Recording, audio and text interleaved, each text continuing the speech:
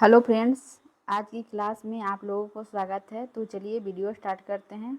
Medical surgical nursing का video है। तो देखिए क्वेश्चन नंबर 1109, हेपेटाइटिस ए का सबसे सामान्य शुरुआती लक्षण है।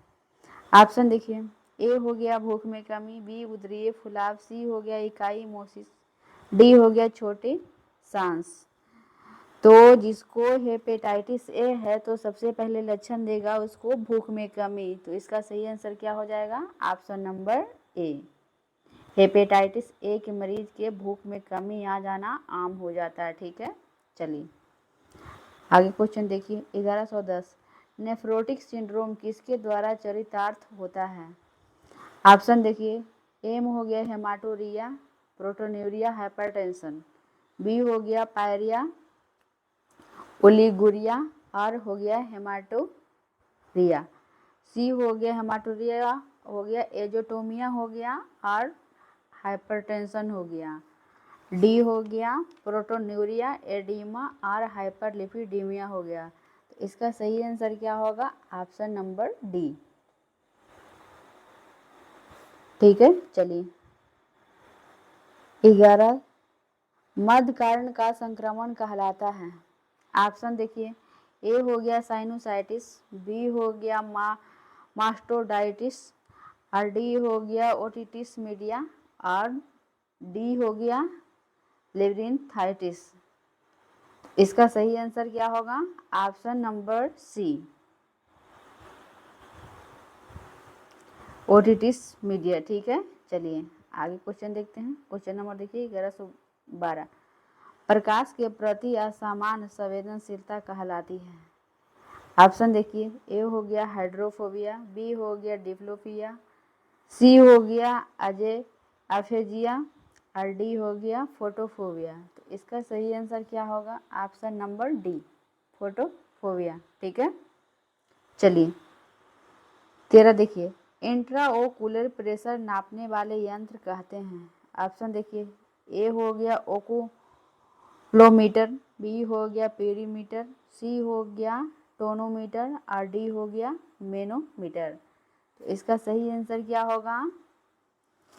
Option number C, tonometer. ठीक है, चलिए 14 देखिए, नर्स को यह जानकारी होनी चाहिए कि कोरोनरी आर्टरी डिजीज एक मरीज एसिटाइल सैलिसिलिक अम्ल एस्पिरिन लेता है। ऑप्शन देखिए, ए हो गया दर्द से मुक्ति के लिए, बी हो गया बुखार को कम करने के लिए, सी हो गया प्रदाह को कम करने के लिए, और डी हो गया प्लेटलेट्स के चिपकाव को कम करने के लिए। तो इसका सही आंसर क्या होगा? Option number D.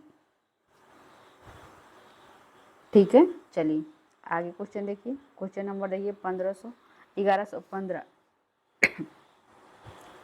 सामान्यतः सेवन किया जाने वाला पदार्थ जो कि स्वस्थ व्यक्तियों में अचानक हृदयघात कारित करता है। ऑप्शन देखिए, ए हो गया एल्कोहल, बी हो गया एनाबोलिक स्टेरॉइड, सी हो गया मेरिजुआना, और डी हो गया कोकेन। तो इसका सही आंसर क्या होगा? Option number D, cocaine. ठीक है, चलिए 1116 देखिए, एंजाना पेक्टोरिस के प्रबंधन के लिए निम्नलिखित में से कौन सी औषधि सबलिंगुअल मार्ग द्वारा दी जाती है? ऑप्शन देख लीजिए, ए हो गया एस्प्रिन, बी हो गया बटरलोक, सी हो गया नाइट्रोग्लिसरीन, और डी हो गया वारफरीन। तो इसका सही आंसर क्या होगा? Option number C, nitroglycerin. ठीक है, क्वेश्चन नंबर देखिए 1117, किसके अतिरिक्त सभी अपेंडेक्टोमी से पूर्व तैयारियों में सम्मिलित है? ऑप्शन देखिए, ए हो गया सहमति लेना, बी हो गया तुरंत एनीमा देना, सी हो गया त्वचा तैयार करना, डी हो गया गहने हटाना। तो इसका सही आंसर क्या होगा? ऑप्शन नंबर बी, तुरंत एनीमा देना। ठीक है, चलिए अगला प्रश्न देखिए 18, ब्रेन स्टेम के कार्य का आकलन करने के लिए निम्नलिखित में कौन प्रयोग किया जाता है? ऑप्शन देख लीजिए, ए हो गया कोल्ड कैलोरिक टेस्ट, बी हो गया ग्लासगो कोमा स्केल, सी हो गया ब्रेडन स्केल, डी हो गया इंट्राक्रैनियल प्रेशर। तो इसका सही आंसर क्या होगा? Option number A, cold caloric test. ठीक है, चलिए आगे प्रश्न देखिए। क्वेश्चन नंबर देखिए 1119। कान में औषधि की बूंदें डालते समय वयस्क की कर्ण गुहा को सीधा करने के लिए पिन्ना को खींचा जाता है। ऑप्शन देखिए, ए हो गया नीचे आवा पीछे, बी हो गया ऊपर आवा पीछे, सी हो गया सीधे नीचे और डी हो गया सीधे पीछे। तो इसका सही आंसर क्या होगा? ऑप्शन नंबर बी, ऊपर और पीछे। ठीक है, चलिए 20 देखिए। एक एक्यूट पेनक्रियाटिस किसके बढ़े हुए स्तर से व्यक्त होता है? ऑप्शन देखिए, ए हो गया सीरम बिलिरुबिन, बी हो गया सीरम एमाइलेज, सी हो गया सीरम एल्केलाइन फास्फेटेज और डी हो गया सीरम क्रिएटिनिन। तो इसका सही आंसर क्या होगा? Option number B, serum amylase. ठीक है, चलिए 21 देखिए। उच्च पोटेशियम रक्तता यानी हाइपरक्लेसेमिया के प्रबंध में निम्नलिखित में से कौन सा प्रयोग किया जाता है? ऑप्शन देखिए, ए हो गया ग्लूकोज के साथ इंसुलिन, बी हो गया सोडियम बाइकार्बोनेट, सी हो गया पोटेशियम क्लोराइड और डी हो गया मैग्नीशियम सल्फेट। तो इसका सही आंसर क्या होगा? ऑप्शन नंबर ए, ग्लूकोज के साथ इंसुलिन। ठीक है, चलिए क्वेश्चन नंबर देखिए 1122।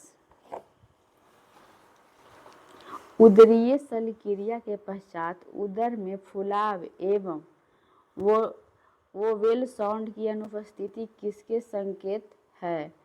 ऑप्शन देखिए, ए हो गया इंटरसेप्शन, बी हो गया पैरालाइटिक इलियस, सी हो गया हेमोरहेज और डी हो गया रप्चर्ड कोलोन। तो इसका सही आंसर क्या होगा? Option number B, paralytic ileum. इसका पैरालाइटिक इलियम के मतलब क्या होता है? इसका मतलब होता है आंतों की मांसपेशियों का लकवाग्रस्त हो जाना, जिसके कारण आंतों में रुकावट जैसे लक्षण पैदा हो जाता है। ठीक है, पैरालाइटिक इलियम का मतलब होता है। चलिए क्वेश्चन नंबर 1123 देखिए। हेपेटिक एन्सेफेलोपैथी के मरीज को लैक्टुलोज दिया जाता है। ऑप्शन देखिए, ए हो गया बिलिरुबिन स्तर को कम करने के लिए, बी हो गया सीरम अमोनिया स्तर को कम करने के लिए, सी हो गया प्रोटीन स्तर को बढ़ाने के लिए और डी हो गया ग्लूकोज स्तर को बढ़ाने के लिए। तो इसका सही आंसर क्या होगा? Option number B, serum ammonia स्तर को कम करने के लिए। ठीक है, आज यहीं पे समाप्त हो रहा है।